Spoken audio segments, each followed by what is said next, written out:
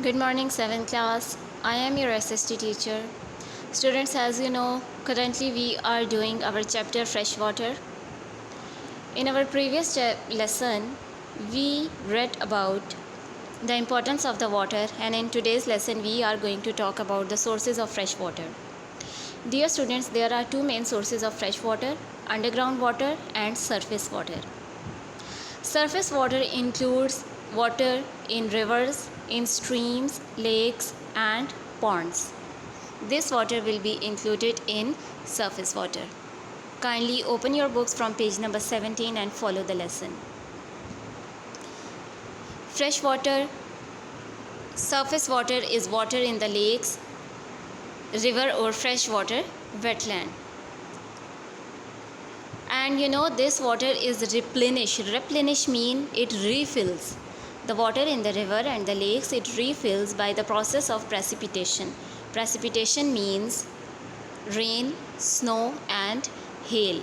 When it rains or when it snows, the water level in the lakes, in the river, it refills.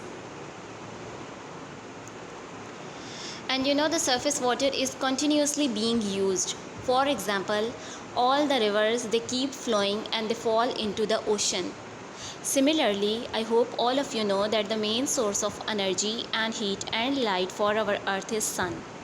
When sun rays fall on the rivers and any water body, the water vapors from there, the water gets evaporated, it changes into vapors and it goes upward. So what happened? The water is continuously being used. The water is continuously being used but in the form of evaporation. It is going into the ocean. So it is very necessary that this water is refilled properly. Otherwise, we are going to run out of the fresh water. Evaporation is the movement of water to the air from sources such as soil and water bodies. Here we are going to talk about another process that is called transpiration. Transpiration means that through plants, do you know all the green plants, they give out extra water from their bodies. All the green plants, they give out this water, and these water vapors, they go in the atmosphere and they help us in making the clouds.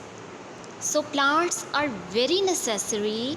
Plants are essential for the clouds and for the rain. Why? Because they are evaporating or they are making water vapors. And these water vapors help in the formation of cloud.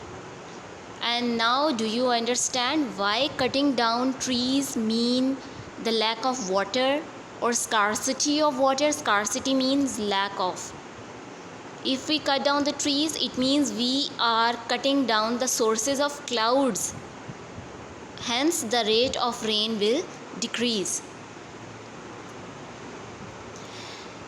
Although the only natural supplement to any surface water is precipitation. Precipitation means rain. They are saying that the only way that the surface water can be refilled is rain, snow or hail. The quantity of water in that system is also dependent on many factors. However, the amount of water on any place also depend on other things. For example, water storage capacity. If we do not store fresh water, it will be wasted and we are going to face the shortage of the water. So it is very necessary to store extra water.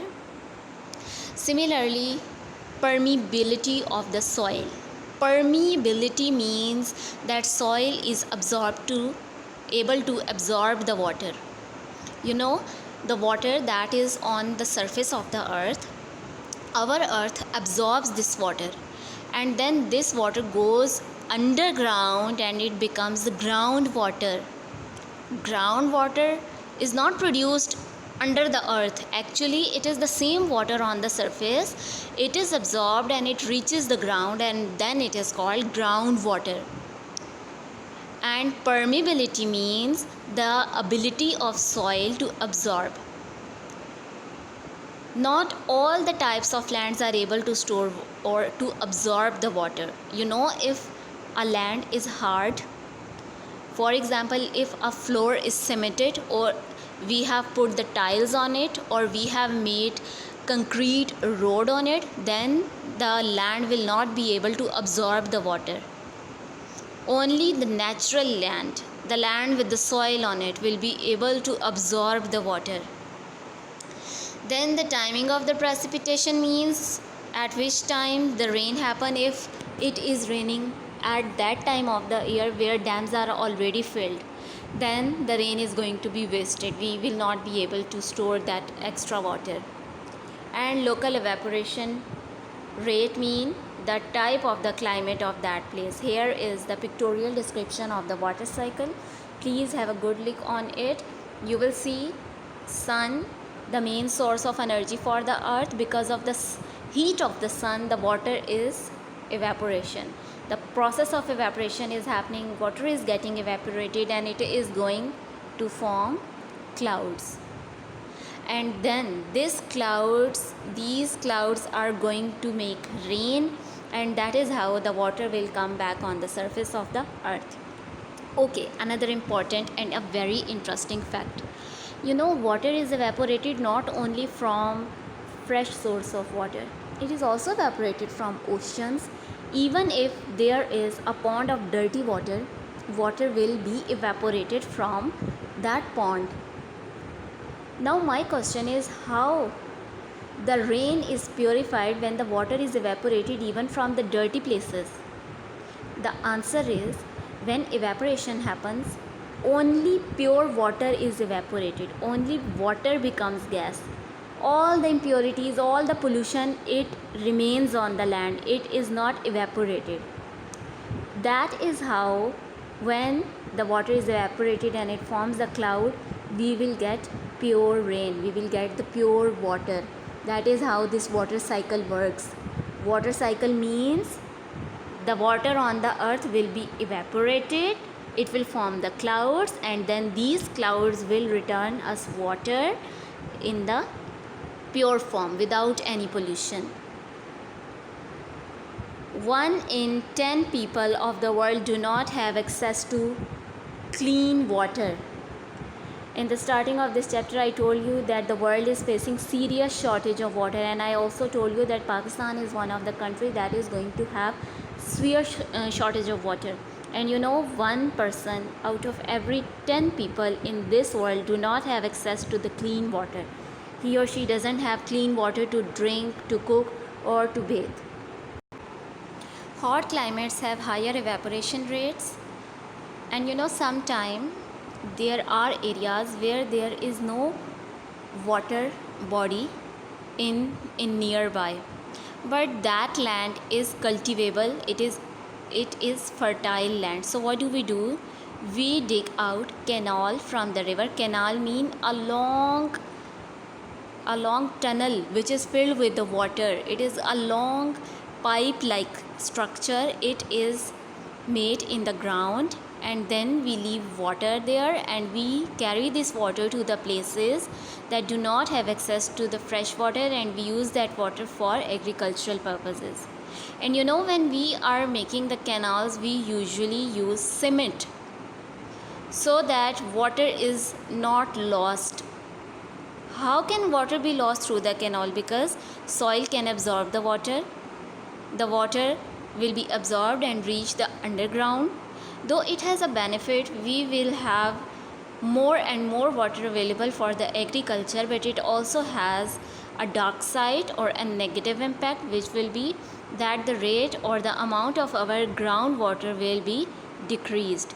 So this is all about the water cycle today, students. In today's lesson, we learned that water is continuously being evaporated from the surface water bodies, and that there are 2 sources of fresh water: groundwater and surface water.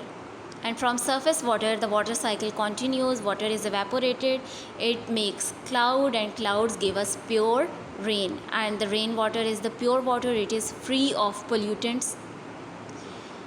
And then we came to know that there are certain ways in which water is lost. For example, some water is evaporated. When the rivers are flowing, they fall into the sea, and once they fall into the sea, the water is wasted because seas are full of salt. When water reaches there, it is not of our use anymore. Please have a look. This is your homework, and list any 6 uses of water. Then you have to write the definitions. Condensation mean when water vapors form clouds. They become condensed and they take the form of the cloud. It is called condensation. Then precipitation, which means rain. Evaporation, which means the water becomes vapors because of the heat of the sun. And then transpiration, I already explained it. Evapotranspiration mean that water from the plants come out of the plants and it become water and help in forming of the cloud.